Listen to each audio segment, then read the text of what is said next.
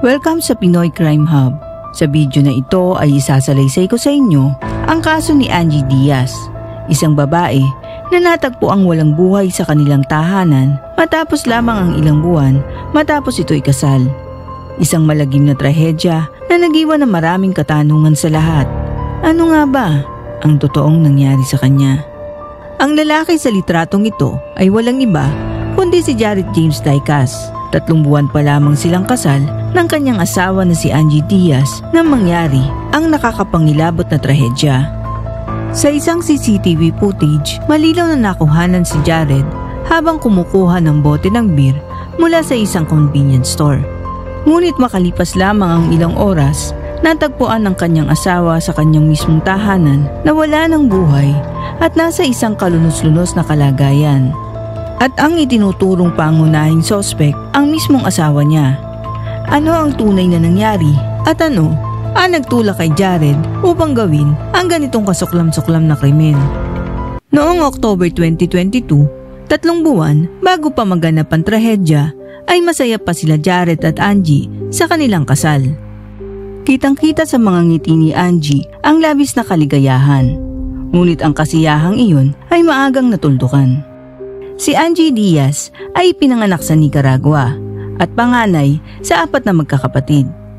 Upang mabigyan sila ng magandang buhay, nagtungo sa Estados Unidos ang kanilang ina habang naiwan sila sa pangangalaga ng kanilang tiyahin. Inilarawan si Angie ng mga kaibigan at kamag-anak bilang masayahin, outgoing at puno ng pangarap. Taong 2019, nagtungo siya sa Texas, USA upang makapiling ang ina at makahanap ng trabaho. 2 ang kanyang pinasukan, kabilang dito ang pagiging cashier sa Chief Smith Market kung saan minahal siya ng mga katrabaho at maging ng mga suki. Aktibo rin siya sa fitness at social media kung saan ibinabahagi niya ang kanyang weight loss at workout journey. Kilala siya bilang masipag, masayahin at matatag.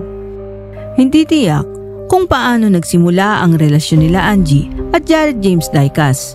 May mga nagsasabing regular customer si Jared sa meat market at doon nagsimula ang kanilang pagkakakilala.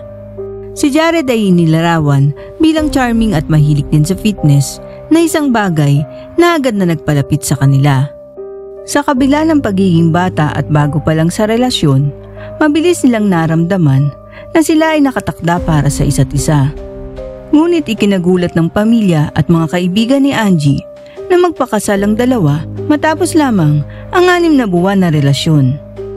Noong October 21, 2022, ikinasal sila sa isang pribadong seremonya na pinangunahan ng Waller County Judge na si Dre Duhan. Walang dumalong kamag-anak o kaibigan na isang bagay na lalong nagdulot ng pangamba sa mga mahal sa buhay ni Angie. Bagamat masaya si Angie sa mga post niya sa social media, napapansin ng mga malalapit sa kanya ang kakaibang pagbabago. Minsan ay mukhang pagod na siya ayon sa kanyang kasamahan sa trabaho. Isang kaibigan naman ang nagsabing inamin ni Angie na seloso at possessive si Jared. Pagkatapos ng kasal ay naging controlling ito at tilang gustong siya lamang ang sentro ng buhay ni Angie. Sa isang Christmas party noong December 2022, napansin ng mga kaibigan ni Angie na tila may problema ang mag-asawa. Galit na nag-walkout si Jared habang si Angie ay nanahimik na lamang. Hinala ng kanyang mga kaibigan, posibleng may nangyayaring pang-aabuso, ngunit nahihiya si Angie na aminin ito dahil sa padalos-dalos na desisyong pakasalan ng lalaki. January 11, 2023, bandang 4:80 ng hapon, nakatanggap ng tawag ang 911 mula sa ama ni Jared. Yes, ma'am. My name is Rodney Dicas. I need an ambulance and police at 206 Oak Hollow Boulevard. Okay, what's going on? I don't know everything, but my son's wife is dead. Oh my God, please hurry. There's something wrong with my son. Oh my God, I told him in the hospital to keep him. Oh my God, I told him that 2 days ago to keep him. Ayon sa kanila, nag-alala sila nang bumalik si Jared sa bahay na mag-isa na hindi kasama si Angie. Nang tanungin nila kung nasaan ang kanyang asawa, may sinabi si Jared na ikinabahala nila. Dali-dali nilang pinuntahan ang cottage na tinitirhan ng mag-asawa at doon nila nakita ang isang kakilakilabot na tanawin. Nagkalat ang dugo sa paligid. Sa sahig, malapit sa kama, ay naroon ang katawan ni Angie na puno ng saksak at wala ng ulo.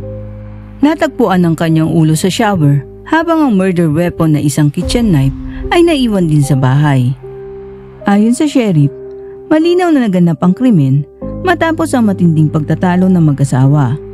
At dahil sa trahedyang ito, gimbal at tungkot ang bumalot sa pamilya, kaibigan at buong komunidad. Ayon sa kanyang ina, hindi niya akalain na ang kanyang anak ay magiging biktima rin ng mapang-abusong relasyon gaya ng dinanas niya noon mula sa ama ni Angie.